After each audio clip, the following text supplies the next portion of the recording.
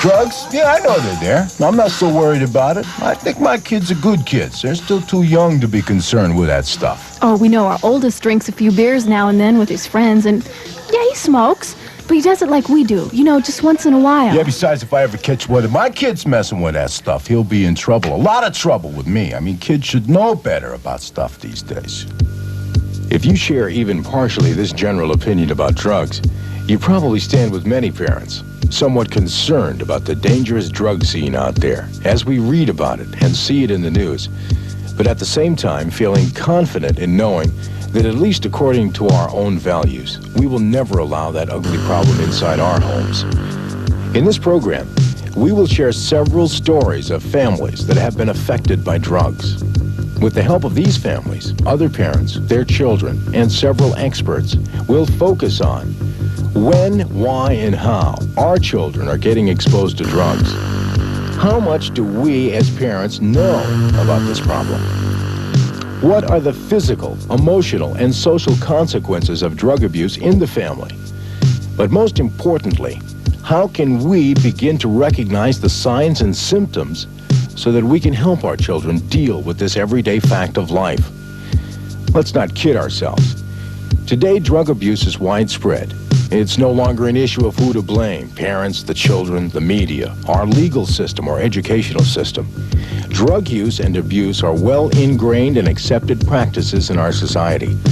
The dynamics of this problem are very complex, and in this program, we can only hope to raise with you some of the crucial questions that we, as parents, need to be asking ourselves if we are concerned about protecting and preventing our children from becoming the victims of drug abuse. One of the things that tough love teaches you is not to be afraid to call the police, and it is the hardest thing that you ever have to do. I had already called the police on David twice. He was so out of control, and I was so fed up, and my nerves were just shot. And to see your son being taken away in handcuffs, son or daughter, is the most difficult thing you can ever do. I had vandalism charges and destruction of private property, and I think 5 drunk in public, and pulling a knife out on some girl. That's what they said I did though, but I didn't. I started when I was about 11 in 7th or 6th grade. It was like, it took all my problems away and stuff. And I guess it all started because my mom and dad, they always used to fight and stuff. And they'd go out, my mom would come home beat up. Just things like that, you know, that it used to hurt me to see. And just to get away from the problems, I'd start to smoke weed. And one time my brother gave me one, and that's when I really started to like it. So I got into weed, and then after that, it didn't do nothing to me no more. So I started drinking Thunderbird and going to steal from stores and stuff just to get a buzz. She was hanging around with the wrong crowd. She would find it where she could get it at the street, in school. She would go. I have a neighbor that she sells the things. She's a dealer. So she would take my daughter to babysit, and she would pay her by giving her dope. I ignored the drugs that he was taking. He would come in bleary-eyed, and it upset me very much, but when he gave me one of his silly little excuses, I would accept it. He would say, "I've got pink eye," or many different excuses. Now, just recently, I've learned that he was on a lot of drugs. I'd lie to her a lot too. That's all I did was lie to her. I think the hardest thing for him and most other teenagers is denial. They go through a denial stage that is probably the lengthiest part of their problem and of the program trying to get them to face up to the fact that they do have a problem. On regular days when I didn't go to parties or anything, I'd maybe a 12-pack and maybe, you know, a couple drinks of some hard liquor, however much my dad had in his counter. It's never too late for prevention. We have a lot of work to do, and we have a lot of catching up to do. In the United States, our high school survey shows that about 40% of high school kids in 1984 used alcohol in a pattern that we look at as binge drinking, as a sign of early alcohol abuse.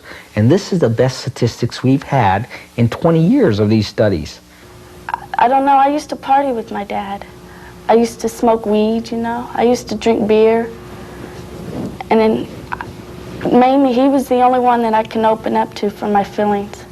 I can never go to my mom. When a child is born to parents and one of those parents has an alcohol or drug abuse problem, that child has a 34 times greater chance of becoming an alcoholic or a drug abuser. My whole family, my sister and my brother, they're close to my dad. And then they hurt a lot when they left too, and then it was kind of like all the blame's on my mom. Probably about 6-7 months later, she remarried to another guy, to another alcoholic, but this one, he drinks every day. The more scary statistics right now that we're finding in the United States and in our program is that if a child is born in a family in which both the parents, both mother and father, have drug or alcohol problems, that child has 400 times greater chance of being an addict. I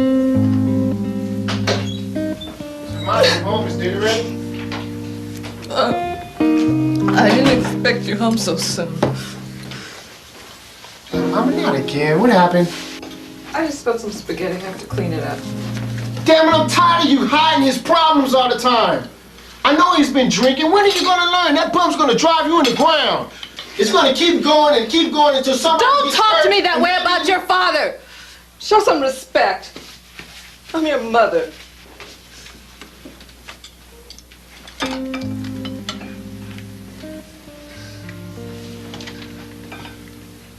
Mama, I'm sorry. I didn't mean to scream at you. I'm sorry. I'm sorry for yelling at you, but Mama, we gotta do something about this. This is getting out of hand. Daddy needs help. Mama, we have to talk. Please. I have to clean up this mess. Mama, please.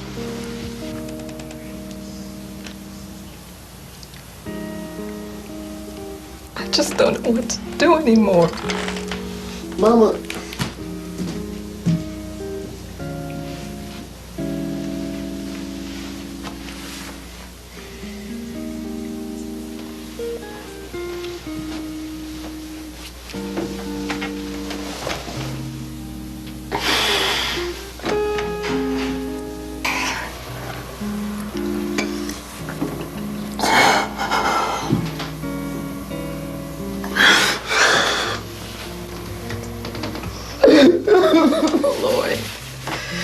Lloyd. It's okay. We'll talk.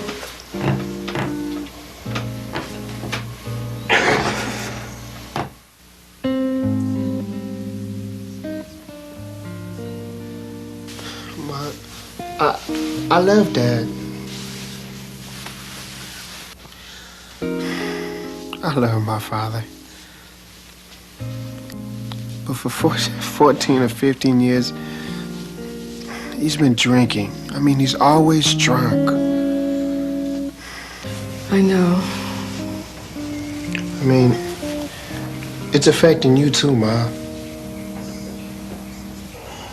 You don't even pay attention to the family anymore. Ma, if not for me, for Dina, do you know she's been smoking pot? Yes. What do you mean smoking pot? Pot, marijuana, weed, she's been smoking. Oh, Lloyd, how could you say that about her? She's only 13 years old. You see? That's what I'm talking about. Here we're doing the same thing over again. You're so busy trying to cover up for Dad, you don't even notice that she's been smoking, do you? I mean, she's been coming in all late hours of the night, hanging around with her dopey friends.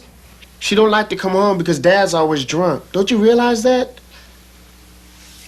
I got to the point where I don't like to come home either, Ma. Mama, talked to a counselor. My school counselor. Mama, he's helped me a lot. He gave me a number. What do you mean you talked to your counselor, a complete stranger about our problems? He's not a complete stranger. We're not the only ones with this problem. Mom, we have to try it. We have to do something. Please, Ma, let me call. Your father's not going to go for it. Okay. Then we'll go first, and then we'll take him. No. Mom, we've got to call. This is important, Mom. This can't go on anymore. Your father does not like these programs. Mom, all I ask is one chance. Just one. One appointment. One call. Please, Mama. Huh? Please?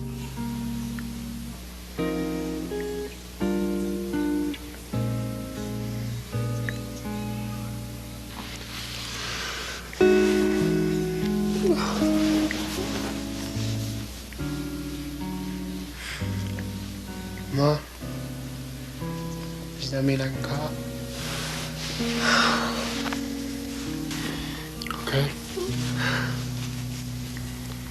All right.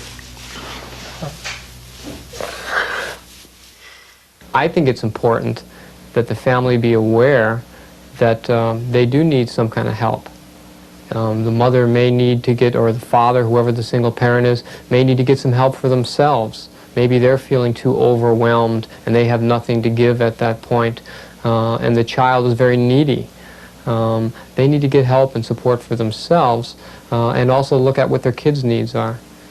I have heard that from between 75 and 90% of all high school students use drugs of some kind, or have experimented, have at least experimented with alcohol, have at least experimented with marijuana or some of the more common drugs. And I know that the statistic says that 1 out of 10 Americans who drink becomes alcoholic. That's something like 20 million people. What is happening is that a youth is exposed to that particular substance at a very, very young age. I've done an evaluation of youths many, many times that have had alcohol while they're toddlers. We're talking about a toddler, 1, 2 years old. And there's no particular significance about it, giving an infant a sip of beer or a sip of wine. And this is ridiculous.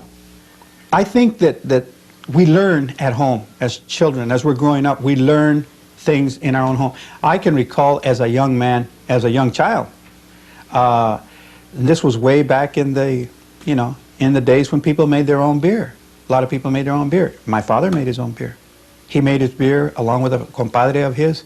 And I remember as a real small kid, one of my jobs was to put the caps on the bottles, the single cap bottles. And whatever overflowed from that bottle was mine. And my father saw nothing wrong in that. Well, my last furlough, I came home and everybody was drinking. I was, on my furlough, I'm sitting there trying to stop drinking, and everybody's sitting there drinking. It is the primary substance of abuse, and what I might add, one of the most devastating, because what we're finding now is a high range of youth alcoholism. And I'm talking about a kid that's 13, 14, and 15 years old that is alcoholic and cannot help it. I'd usually pass out a lot of the times because I didn't know when to stop drinking. I'd end up throwing up, passing out, and forgetting what I was doing, or if I didn't do that, I would be out of control, be screwing up somehow. The second drug of abuse is marijuana. And marijuana is not the same type of marijuana that it was, let's say, 10, 15 years ago. Marijuana 10, 15 years ago was just being grown, let's say, naturally. But with the high technology of, let's say, youth and the cultivators of marijuana, what is happening is the THC level, that particular chemical within marijuana that makes you high is much, much higher. The marijuana is 10 times stronger within the last several years, in the last few years, than it was. 10 times. And so youths are overdosing behind marijuana now. For marijuana, I went to coke after marijuana because my brothers got off from that, you know, and they had a lot of it. So I jumped to coke, then I started taking LSD and acid. I really got off on that because it made me, hallucinate. I hallucinated a lot when I was on LSD. Then I went to PCP. Being gone is just like a zombie. You just black out. You don't know what you're doing, and that happens a lot when you smoke dust. I mean, you can even like smoke dust like a whole week in a row and then smoke a joint of weed, and you get that gone feeling, and you're like a zombie again. Or you can even drink a beer, and it's all stored up in your fatty tissues, and it just comes back, and you just get that buzz again. Kids are unaware of the great risks that they're taking in using PCP. They think of it as no different than using marijuana. And I think one of the real hazards to using PCP is that it's so unpredictable. Somebody could use PCP 20 times and not have a real serious reaction to it. And the 21st time, they're acting psychotic, or they're becoming so aggressive where they're hurting someone else or even killing someone. With alcohol, when you start talking about blackouts and forgetting spells is one of the popular characteristics of marijuana, by the way, that it takes time, a progressive use pattern in order to get to the blackout stage or forgetting stage. PCP, one time. KJ is what goes around, and it's the same. It looks like a joint of weed. It has no taste, and like a lot of young kids, they think it's weed, and they'll smoke it, and it's KJ, and they'll just it just blacks them out of their mind. They don't know what they're doing. One of them was my brother.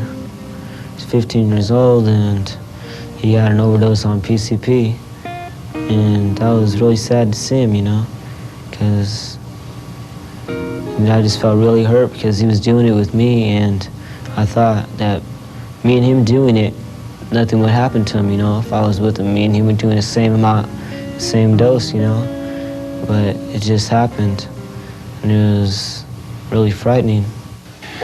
The superhuman strength associated with PCP is because, see, PCP was developed as an anesthetic. And what it does, what the human strength is that there's no pain threshold. There's absolutely no pain. And so how do you deal with a person that cannot be hurt? And so they're strong. When they don't feel anything, you hit them with a club or you grab them and they don't feel anything. And so they are strong. They can take on 2, 3 police officers, big burly police officers, and win. They can break out of handcuffs and break every bone in their wrist and not feel it. And that's where that superhuman strength is. So it's not that the person becomes like Superman. I sort of had like a reputation of being a big drug dealer, He's got good stuff, let's go to him. So I felt like I guess I felt like daddy, and my children running up to me wanting candy, And it's like they come to me. I like being well known. I like walking down the street, people going, "Hey, Ronnie," everybody saying, "Hi, Ronnie," "Hey, what's up?" I got off on that. I felt real big. Hey, where the money at, man? Right here. That's all he gave you? Yeah. Next time you tell your brothers, give me the rest of the money, all right? And then you guys get the rest of the weed, all right? Yeah, sure. All right? Yeah. You listening? Yeah. Hurry up, get out of here. Mom, the ball. Take too long. The ball. You got other people too, like they hang around school, just like that bully. And they're selling candies and things, and they say it's candy, but it's not really candy, right? And they might say, "Hey, I got some candy. You want to buy some?" What do you think they're selling? Drugs. Drugs. See, they lie. They lie to kids, just like Hitler was lying to the world. They're lying to you by saying, "Hey, I got some candy and all this, and it's really drugs." What would you do if the kid came up to you, son? Tell you, mom, teacher, principal. Right. That's a good thought. Not too many people would do that. Give me the money. That's all I gave you? Yeah. Next time you tell your brothers, give me the rest of the money, all right? And then you guys get the rest of the weed, all right?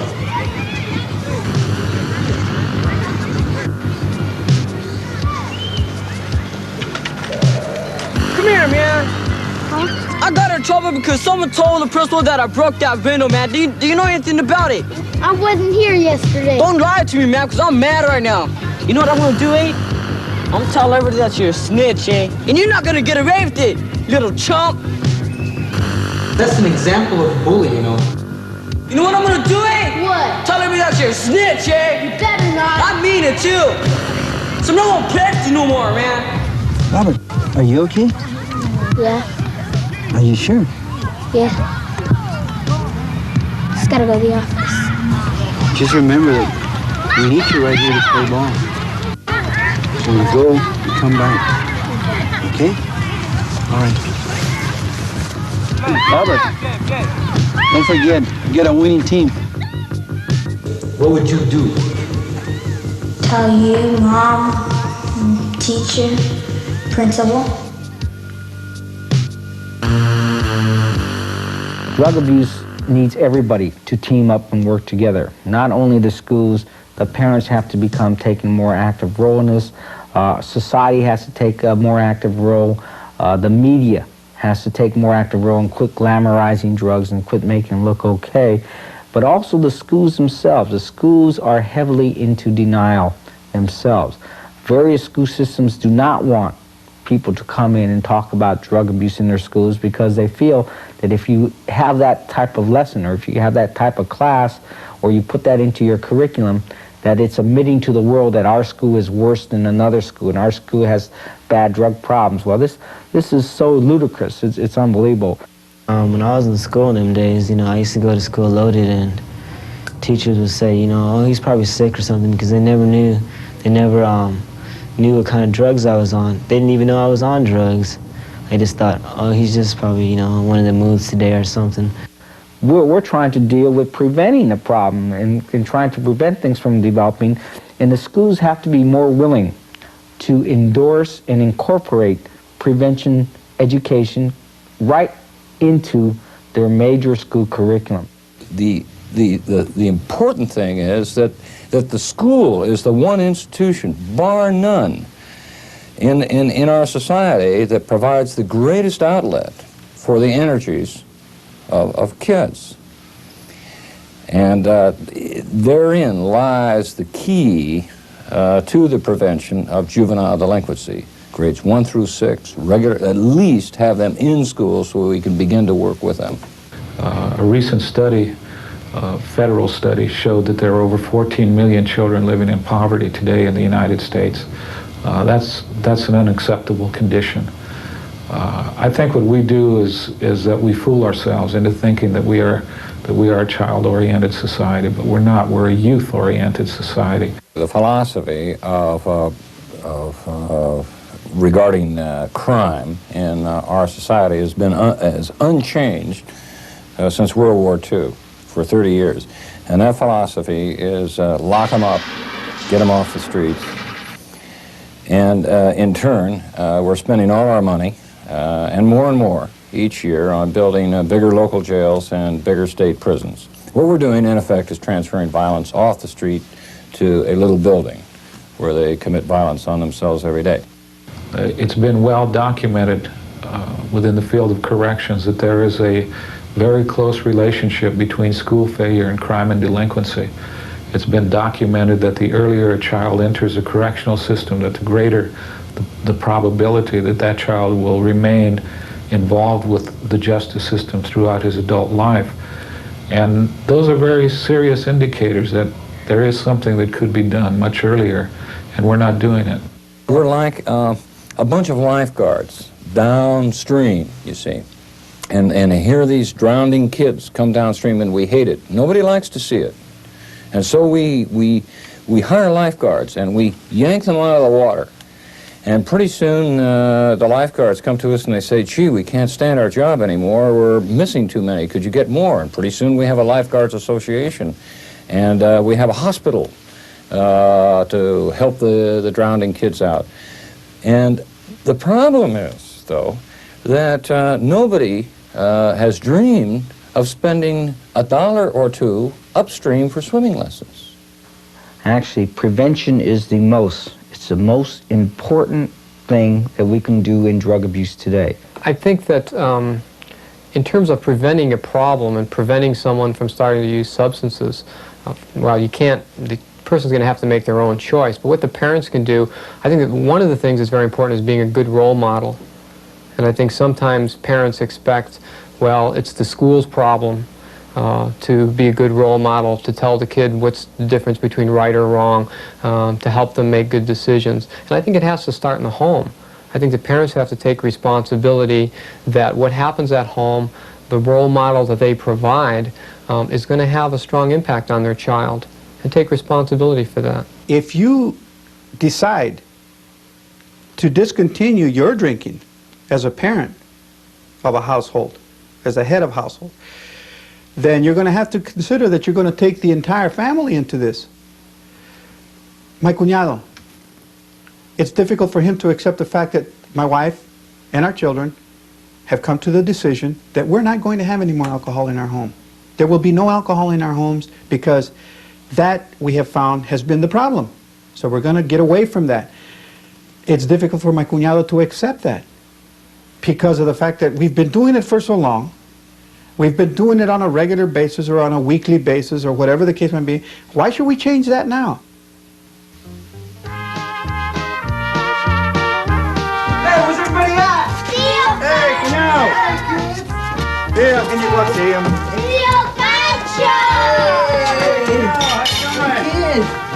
Got your kids something right here.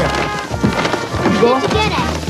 Got you this, and here's your He-Man, all right? Be bothered by He-Man no more. ¿Qué traes ahí, cuñado? How you been? Enjoy. You're looking good? Thanks. How you doing, Maria? Pancho, real good. You're just in time. Vamos a comer.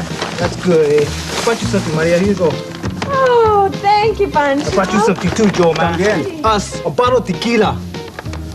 Yeah. Can you get some glasses and some ice and lemon? Thanks a lot, Joe. How are things going? Oh, going great. Hey, Maria, can you bring some glasses and lemons for the tequila? By the way, where's Junior at, man? Junior's around. ¿Dónde está, María? Junior's in his room. Junior! Yeah. Your Uncle Frank is here. Ven pa' acá. Hey, Joe Bunch. Hey, Junior. All right. I've seen you in a while. Seen you again, huh? You've been hiding out. I haven't had no time to come over here. Hey, you're getting pretty big, huh? Yeah. Está grandote, ¿verdad? Bien hecho, como su padre. Oh, I'm sorry. What were you saying now? Well, we've come to a decision here in this household with all the family involved, and we want to include you in this, is that we decided not to have any alcohol in our home. What? Or drinking in our family. A very serious thing happened here recently, a very sad thing. Pancho, a friend of Junior's got killed this week. That right, Junior? Yeah. He's a good friend of mine. We grew up together. Was killed, got hit by a drunk driver.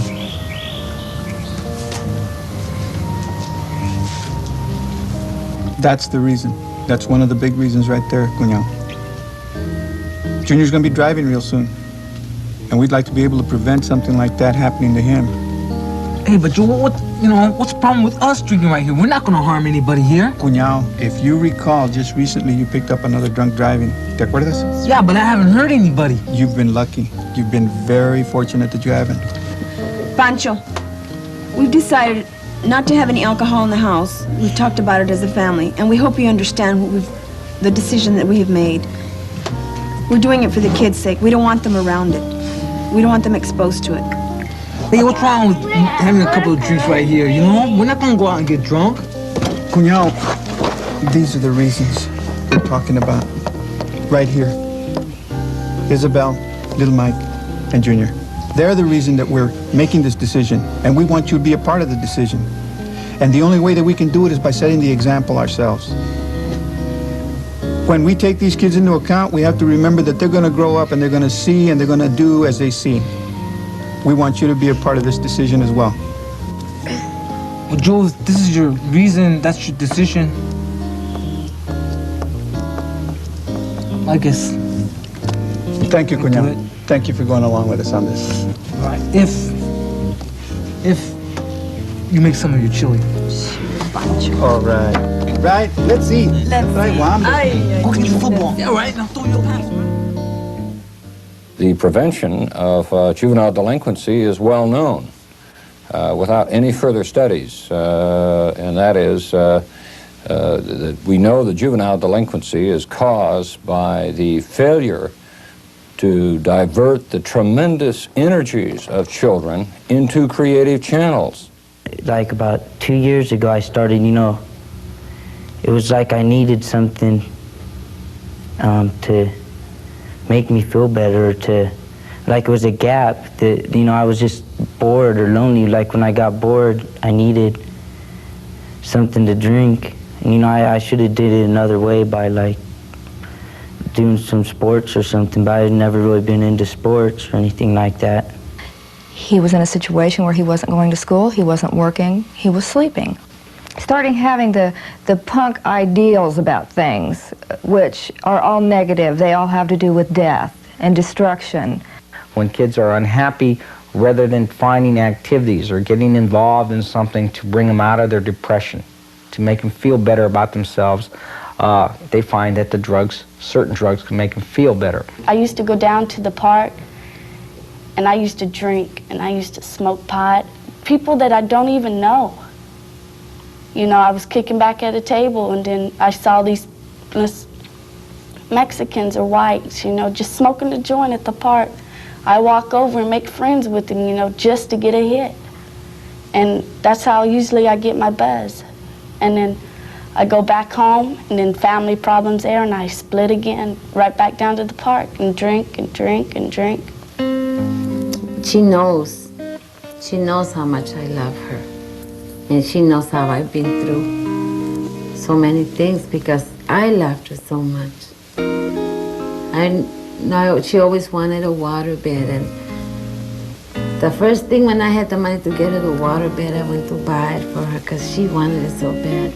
That night that she tried to hit me, she got a knife and she poked the waterbed and told me she didn't want it, that I could get it, and with ugly words told me what to do with it. Then she walked off, and she said she never wanted to see me again. That for her, her mother was dead. But I didn't realize at the time that all the problems that were going on when I was younger were slowly building up in me. And now that I was getting older, I realized that when I was sober, that I couldn't deal with the problems anymore.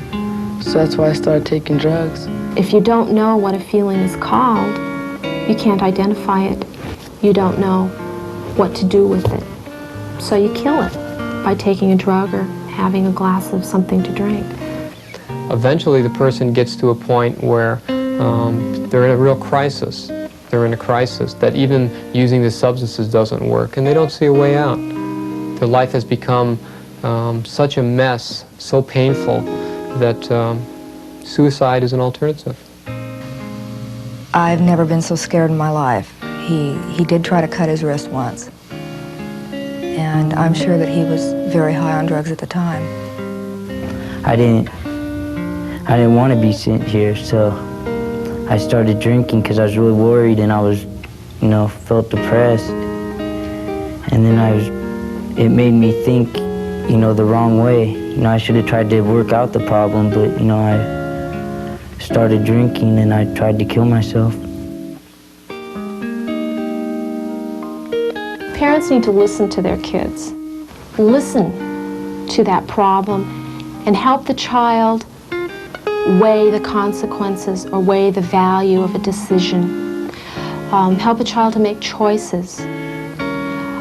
I think that what it boils down to is communicating with a child and giving a child an opportunity to express what's going on. Listening, sharing, validating feelings.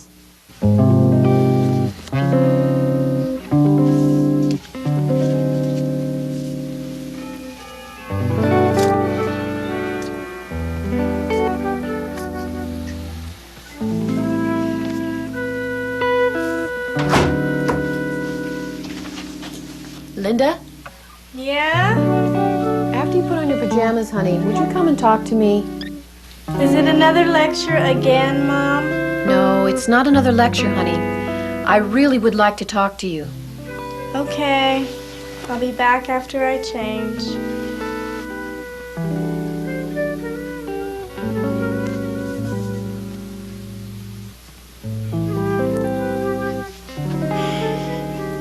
What is it that you want to talk to me about, Mom?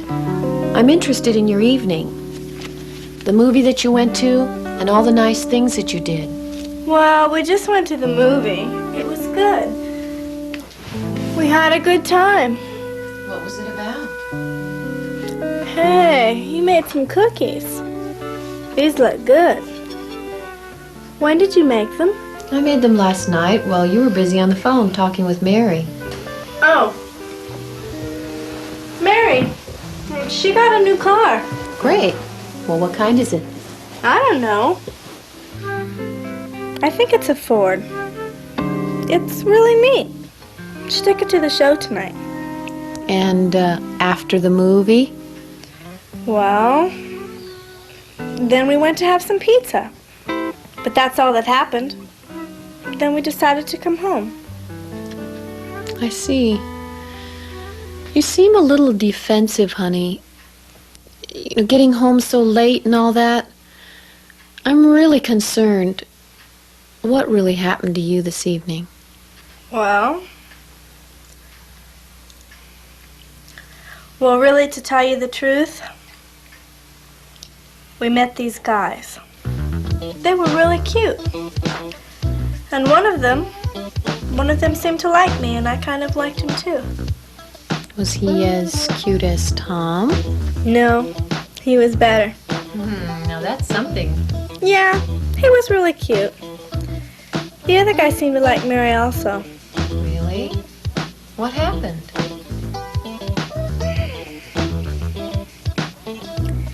They invited us up to their apartment. Just for a little while. They were really nice guys. And they had some leftover beer. And Mary opened one up. She wanted to take a sip. So I asked her if I could take a sip too. I didn't want to feel left out, you know. You know what I mean, Mom? Yes, I understand, honey. But that's all I had, just a little sip, and that's it. Are you sure, honey? Yes, Mom, of course. Well, they just had some beer and a little bit of pot. Pot? Mom, I have to go. I'm really tired. I'll see you tomorrow morning. Linda. Mom, what now? I'm really concerned about that apartment. Nothing happened, Mother. And those nice guys and the pot? I just had a little bit of the pot. Linda, let me share something with you.